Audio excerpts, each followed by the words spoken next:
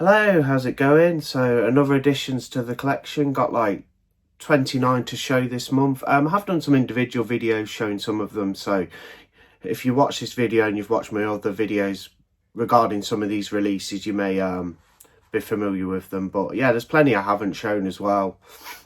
And if you've not seen anything I picked up this month, then should be a pretty interesting video. So I'll try and run through it as quick as possible. Like I say, 29 releases. Mix of Blu-ray and 4K UHD, you know, mix of like all sorts of editions, from limited editions to standard editions, you know, all kinds of stuff. Yeah, let's get started and have a look at them. So showed this one the other day in a video, Dark Knight of the Scarecrow, new edition from 88 Films. It's got a new 4K scan on it. I haven't quite got round to watching the new edition yet, but the film's pretty good TV movie. Dark Knight of the Scarecrow, I do like that one. Another one I had a blast rewatching, and that's 2004's Creep, the one set in the London Underground, nice umbrella edition. I did show this as well, but yeah, such a creepy movie with this this sinister character who's lurking in the London Underground, in the tunnels and in the sewers, and he's claiming victims and doing experiments on them and keeping them in cages. Sort of like with water in them and things like that. Yeah, really spooky stuff, really creepy, that one. It's got a few bits of nasty violence in it too. This is another pickup, another blind buy, and that's the Stone tape. It's from BBC. It's from the 70s as well. I think this one is, if I can have a look, if I can actually find out. No, it says, I thought it was from the 70s. 1972, sorry, it had the year 1996 on the back somewhere, but the actual film's from 1972. They did do a limited edition release of this one on 101 Films, but I didn't manage to pick that one up. It did look rather nice though. I was going to add it to my collection, but I believe it's sort of out of print now, so I just went for the standard, you know, if it being only like £15 from their store. Got a nice cover and everything. I'm not too familiar with what it's about. It says 101 Films presents Nigel Neal's The Stone Tape, 1972, released on Blu-ray for the first time, broadcast by the BBC on Christmas Day, 1972, to critical acclaim. The Stone Tape sees Neal employing his trademark fusion of science fiction and supernatural horror to terrifying effect, and ranks among the legendary screenwriter's best work. I'm not too familiar with the screenwriter and the director, but I am very, very interested in this one. It does look rather good. There's a little look at the disc. So made to look like a sort of tape. Rather interesting choice there. And then of course you have this alternative art there, which also looks very, very good, I must say. So yeah, complete blind buy, looking forward to that one. Have you seen the Stone tape? Tell me something about it if you wish to. You know, will I enjoy it? Is it good? It looks rather intriguing. Just shuffle a few of these around. So August Underground, the Unearthed Films edition, revolting, disgusting, nasty film.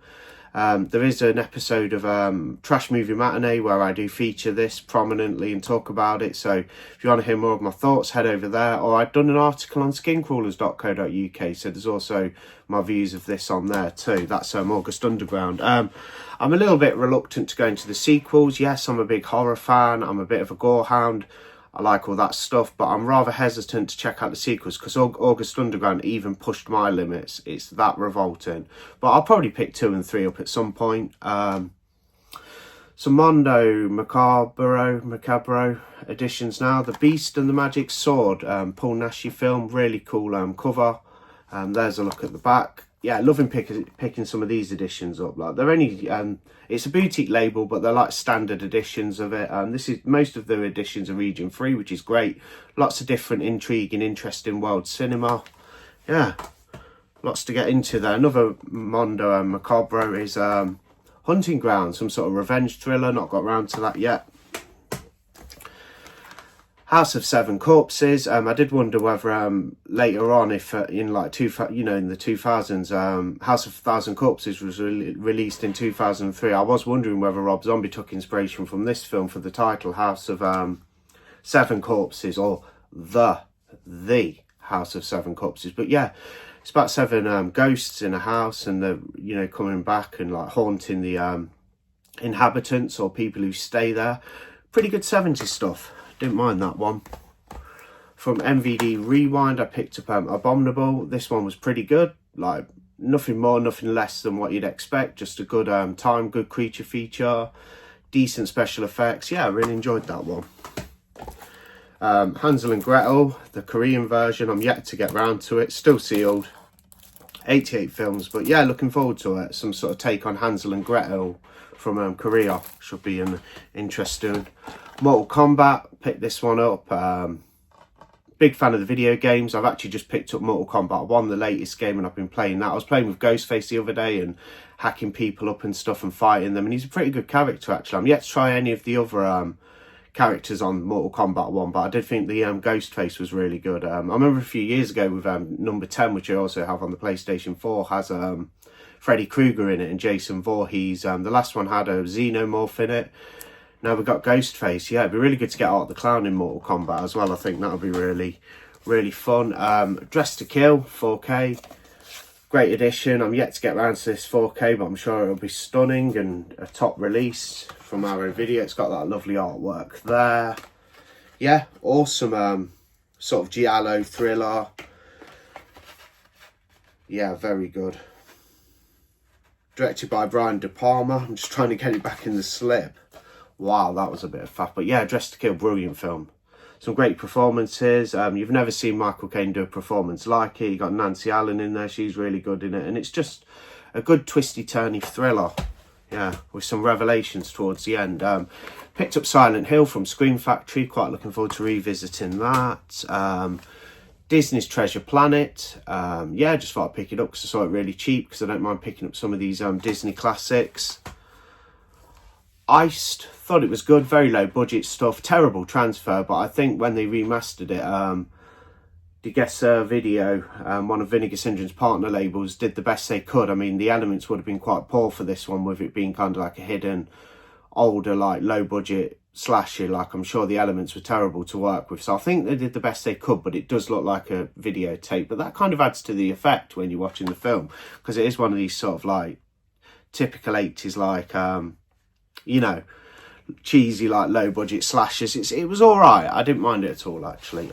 Space Truckers, these are my Wicked Vision pickups. The German label, very good label. They've got a store on the online, wickedvisionmedia.com. You can import them from Germany. These have English audio, with them being American films. You've got Space Truckers, directed by Stuart Gordon, and this one stars Dennis Hopper. I can't wait to get around to it.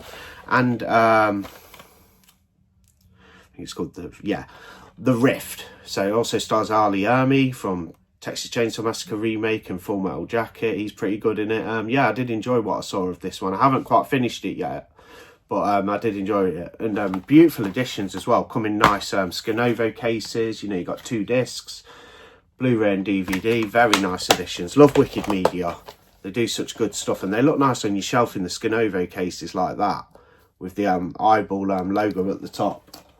Yeah, really nice. The Addiction, I watched this last week. This was a really good take on the whole vampiric genre, you know, about vampires. A woman gets taken to a dark alley. This other female basically bites her, infects her.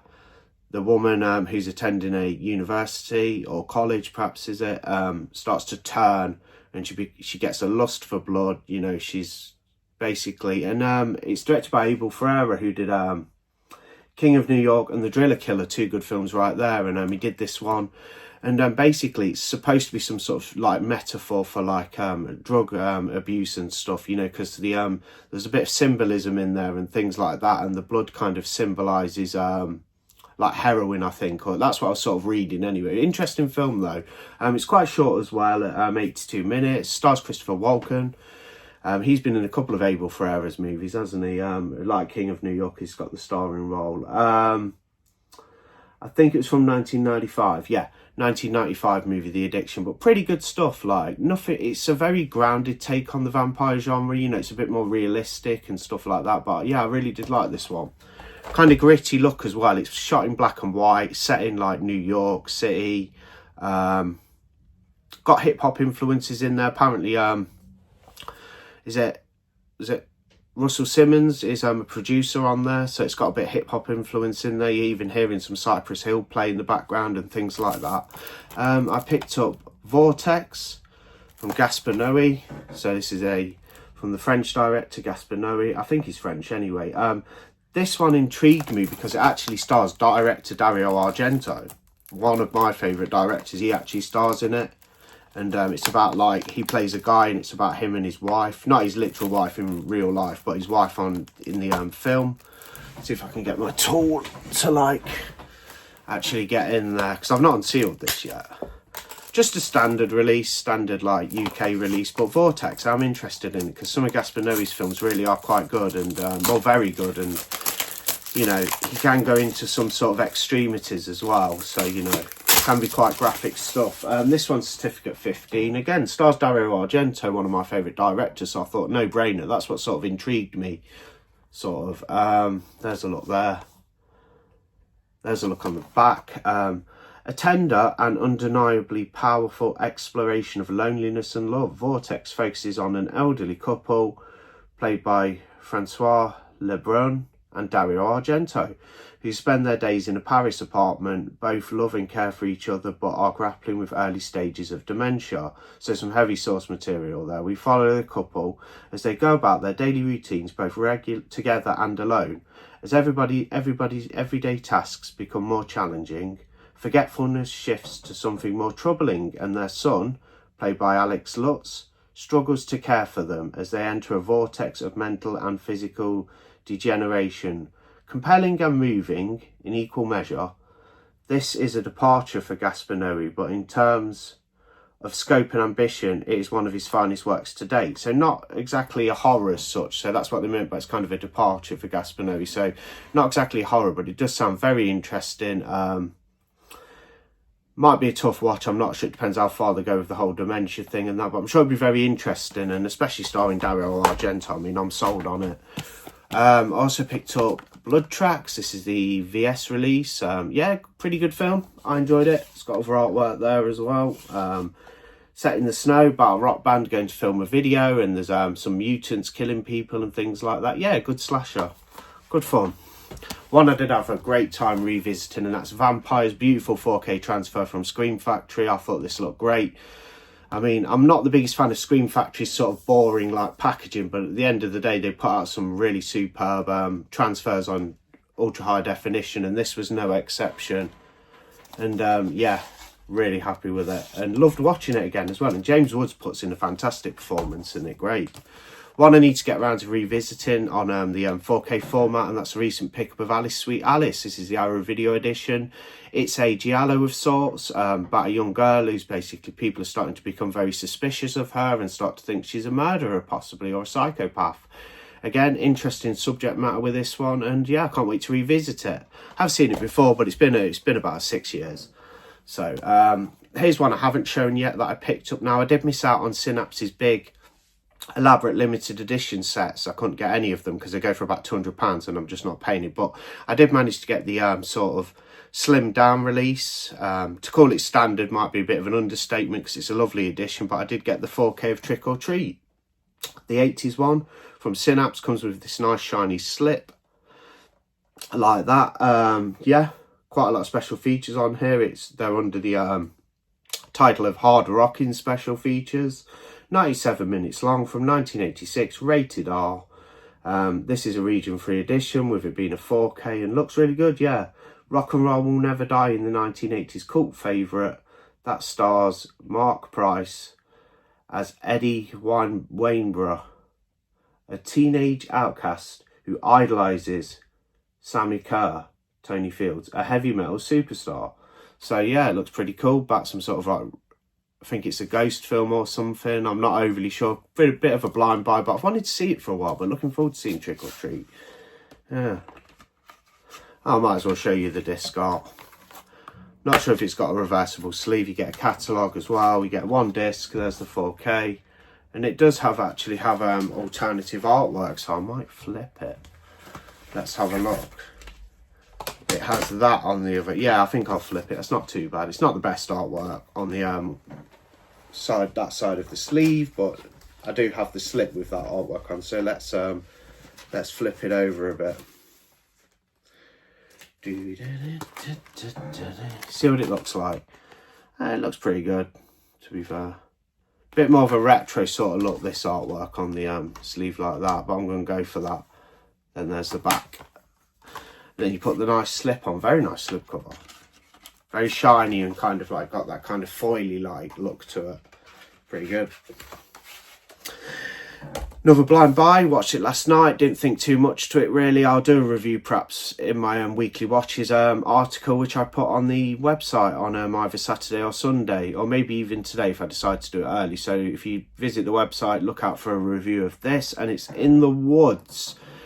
Low budget movie. I thought it might be found footage, but it's not. It's from 1999, funnily off the same year the Blair Witch Project was released. 80 minutes.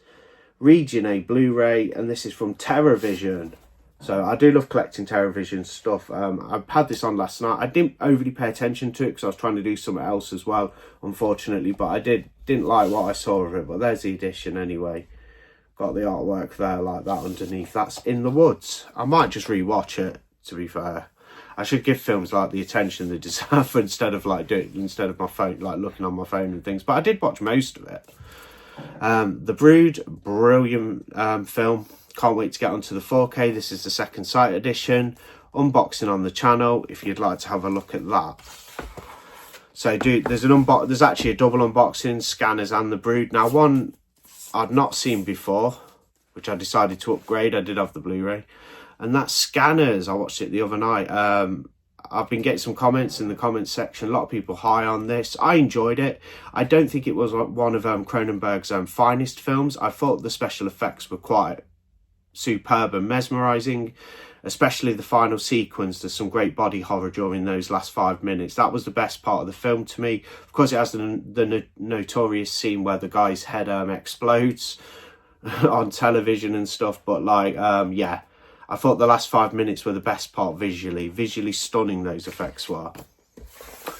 Another recent pickup released on this coming Monday, and that's Short Night of Glass Dolls. This is from the Italian collection, 88 films. I did show this in an unboxing. Yeah, can't wait to see it. Looking forward to that one. It's been on my radar for a while. Blue Sunshine, another Synapse pickup. Beautiful release, as you can see there. Absolutely stunning. The film was brilliant, I thought. Really good subject matter, basically about people going crazy because they were exposed and took this LSD years prior at college. It sort of manifests later on through them losing their hair and going completely bald and becoming absolute maniacs. That's how it sort of manifests later on from them taking it originally. But yeah, really interesting subject matter. This guy's trying to figure out what's going on, who's responsible, you know, who was giving out the LSD and things like that. It's kind of a horror movie with some violence in there, but not overly a horror movie, more of kind of like a thriller kind. Very interesting though, I have to say. Deep Blue Sea, had a blast watching this one again. Yeah, good 4K, good fun. LL Cool J's the MVP of the film in my opinion, but fantastic release from Arrow. Yeah, stunning release. And finally, Masters of the Universe. I picked up at the end of last month, just after I'd done that month's additions to the collection, but had a fun with this one. It's got a young Courtney Cox in it, Dolph Lundgren as He-Man, and then of course you have who played Skeletor. Let me just try and find out on the back. Frank Langella, Frank Langella, who also starred in an adaptation of Dracula from the late 70s, I believe. But yeah, I had a fun time with this one. It's cheesy, it's what you'd expect. Yeah, very cheesy and silly, but like good stuff as well, like good fun. Master of the Universe. I'd heard nothing but bad things overall about it, but I quite enjoyed it. I thought it was run of the mill, but it was a very fun 80s cheese, I have to say. That's everything I picked up anyway, so I managed to get that nailed in 19 minutes. Not that it's a race, I enjoy doing them, but I'd already shown a lot of this stuff off, so if you do watch the channel you will have seen these before. But there we go, that's additions to the collection for this month of March 2025. Join me next month at the end of April, where I'll be doing April's additions to the collection.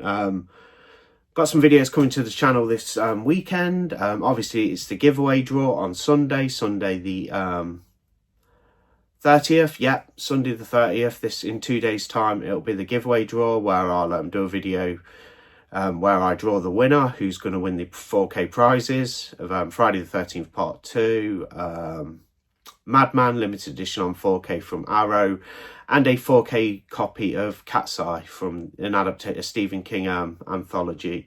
The winner will get all three prizes. I'm thinking of doing a runners-up prize maybe, and this is simply because so many of you have entered this giveaway. This is my most well, how shall I put it? This is my most interacted with giveaway so far. I've never had this many entrants. So what I'll do is I'll probably do a runners-up prize. It won't be anything as spectacular as the actual stuff you'll get for winning, you know, being the main winner of the giveaway, but I might do a sort of like a second place because there's so many of you. I'll see how I go.